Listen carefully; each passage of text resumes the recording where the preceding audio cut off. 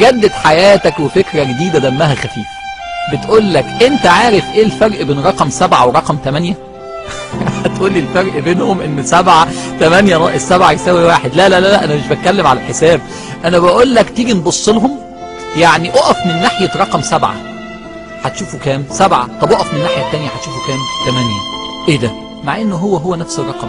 بيقول لك ان كان في 2 اتخانقوا مع بعض واقفين قدام بعض وقدامهم رقم 7 مكتوب قدامهم، فالاولاني قال ده 7، التاني قال له لا ده 8. الاولاني قال له والله العظيم ده رقم 7، التاني شايف من الناحية التانية قال له والله العظيم ده رقم 8. كان حلها ايه؟ كان حلها ان واحد ياخد التاني من ايده ويقول له ممكن تيجي تشوفه من ناحيتي؟ فلو راح شافه من ناحيته هيقول له ده من ناحيتي كانت 7، لكن من ناحيتك كانت 8. قصة بسيطة قوي. عايزة تقول لك ايه؟ قبل ما تحكم على الناس بص لوجهة نظرهم، شوفها من عندهم. المعنى ده مهم قوي يا جماعة. اشطر واحد فينا عايز يكسب الناس اللي يشوف ايه المناطق المشتركة بينه وبين الناس اللي يتكلم معهم فيها. طول ما انت مصر على وجهة نظرك ومش عايز تشوفها من ناحية وجهة نظر التاني هتفضل انسان عادي.